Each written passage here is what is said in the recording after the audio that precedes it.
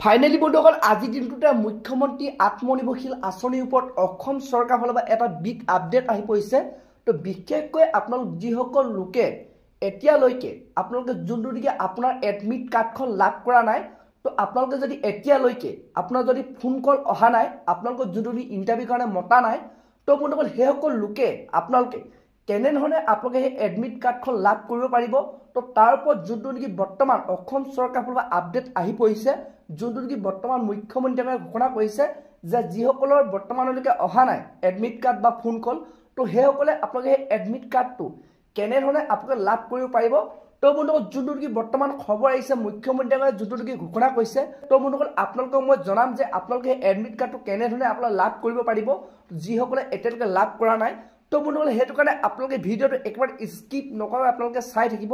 আৰু লগতে যদি আপোনালোকে মোৰ চেনেলটো নতুনকৈ ভিজিট কৰিছে, চেনেলটো লাইক এটা কৰি দিব, পাৰিলে ছাবস্ক্ৰাইব এটা কৰি দিব, লগতে আপোনালোকে বেল আইকনটো অন কৰি দিব।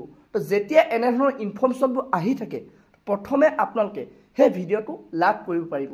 তো বলক বন্ধুসকল আপোনালোকক মই এতিয়া দেখাই আছোঁ যে আপোনালোকে সেই এডমিট কাৰ্ডটো কেনেধৰণে আপোনালোকে লাভ কৰিব পাৰিব। তো বন্ধুসকল এতিয়া আপোনালোকে জানে যে বৰ্তমান আপোনালোকৰ প্ৰায় লোকৰ এডমিট কাৰ্ড আহি গৈছে।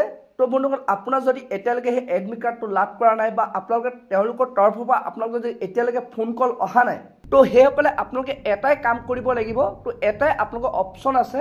তো আপোনাক কি কাৰণে যে আপোনালোকে এডমিট কাৰ্ডটো অহা নাই, আপোনাক কি কাৰণে যে আপোনালোকে সেই চৰকাৰৰ ফালৰ পৰা আপোনালোকে সেই ফোন কল অহা নাই, তো সেইটো কাৰণে বন্ধুসকল আপোনালোকৰ ওচৰৰ যদি কাৰোবাৰ যদি বৰ্তমানলৈকে এডমিট কাৰ্ড আহিছে বা ফোন কল আহিছে, তো বন্ধুসকল আপোনালোকে সেইসকল লোকৰ লগত আপোনালোক কণ্টেক্ট কৰিব লাগিব।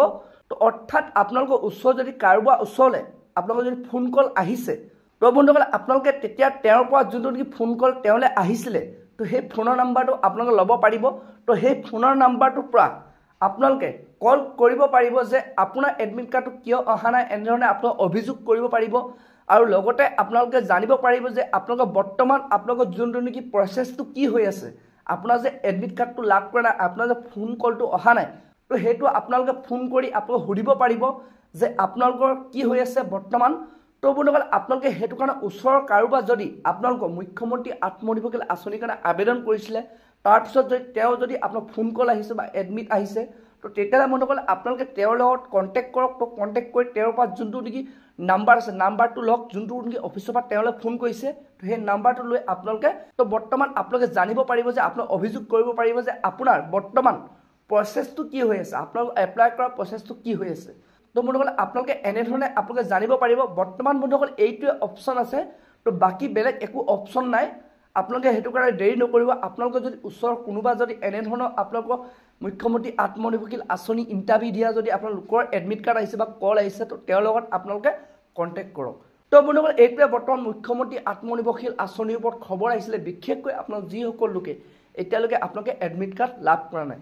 তো বন্ধুসকল আজি ভিডিঅ'টো ইমানেই ৰাখিছোঁ। আৰু যদি বন্ধুসকল ইয়াৰ ওপৰত নতুন আপডেট আহে মুখ্যমন্ত্ৰী আত্মনিৰ্ভৰশীল আঁচনিৰ ওপৰত, আপোনালোকে যদি প্ৰথমে সেই ভিডিঅ'টো লাভ কৰিব বিচাৰে, তো তেতিয়াহ'লে বন্ধুসকল আপোনালোকে চেনেলটো লাইক এটা কৰি থ'ব, পাৰিলে ছাবস্ক্ৰাইব এটা কৰি থ'ব। যেতিয়া ইয়াৰ ওপৰত আৰু নতুন তথ্য আহে প্ৰথমে যাতে আপোনালোকে সেই ভিডিঅ'টো লাভ কৰিব পাৰে। তো বন্ধুসকল আজি ভিডিঅ'টো ইমানতে ৰাখিছোঁ।